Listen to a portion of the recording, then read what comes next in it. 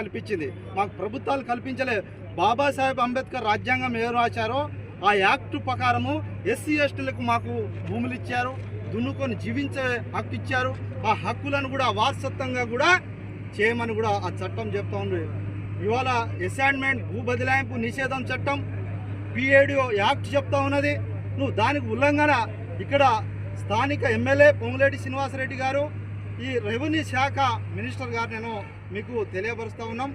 మేము లంబాడి హక్కుల పోరాట సమితిగా గిరిజన ఎస్సీ ఎస్టీ బీసీ సంఘాలుగా ఏది లగ్గాచేర్ల ఇష్యూనే చేసి ప్రభుత్వము మీద మేము ఒత్తిడి చేసి వాపసు తీసుకున్న ఆ ఘటన జరిగితే ఈ పాలేరు కాన్స్టిట్యూన్సీలో 50,000 ఓట్లను లంబాడి ఓట్లతో గెలిపించింది వాస్తవం కాదా? ఏ లంబాడి సామాజిక వర్గం గెలిపిస్తే ఆ లంబాడి సామాజిక వర్గం భూములు లాగుతావా? ఇవాళ రెవెన్యూ శాఖ ఇచ్చింది భూములు లాక్కోవడం కోసమేనా? ఇది ఇక్కడ ఇదే ఖమ్మం జిల్లాలో 1000 ఎకరాలు అసైన్మెంట్ ల్యాండ్ ఉన్నది, అది పనికిరాని ల్యాండ్ కూడా ఉన్నది. వాళ్ళ మీద ఎందుకు అవకాశాన్ని నేను ఊహించుకోలేదు? ఆఫీసు ప్రభుత్వ స్థలాలు ఏదైనా ఉన్నా దాన్ని తీసుకోవాల్సిన ప్రాసెస్ ఉంటుంది, దాని ఒక ప్రారంభం ఉంటుంది. వీళ్ళకు 40 సంవత్సరాల నుంచి 40-50 సంవత్సరాల నుంచి వీళ్ళ మీద ఉన్నారు. ఏం హక్కు ఉంది మీకు?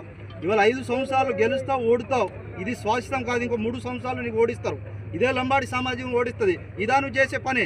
ఈ లంబాడి సామాజిక వర్గ భూములు లాక్కుంటే పాపం తగ్గుతుంది. నేను హెచ్చరిస్తూ ఉన్నాం.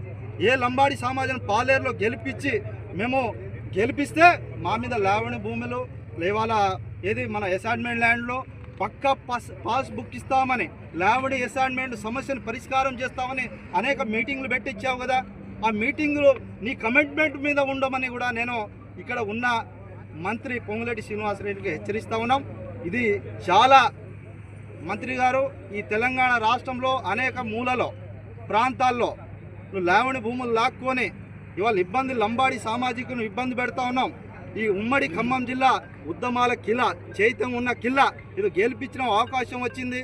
మేము ఇప్పుడు నేను రాజు, నేను రెడ్డి అని విరోధిస్తే ఓట్ల బుద్ధితో బుద్ధి చెప్తాం. ఇప్పుడు రాబోయే ఎన్నికల్లో పంచాయతీలో ఇదే ఈ ఘటన రిపీట్ అయితే వీళ్ళ మీద కేసును వాపసు తీసుకోవాల్సిన బాధ్యత. తీసుకోకపోతే మేము పెద్ద ఉద్యమానికి సిద్ధమవుతాం. అవసరమైతే పొంగులేటి కార్యాలయాన్ని క్యాంప్ ఆఫీసుని ముట్టడిస్తాం. అవసరమైతే ఇందిరా పార్కు దగ్గర ధర్నా చేస్తాం. ఆర్టికల్ 19 ద్వారా మా భావశాస తెలిపే హక్కు భారత రాజ్యాంగం బాబాసాహెబ్ అంబేద్కర్ గారు ఇచ్చారు. ఇది కావాలని కుట్ర రూపంగానే జరుగుతున్నది మాకు అర్థమవుతా ఉన్నది.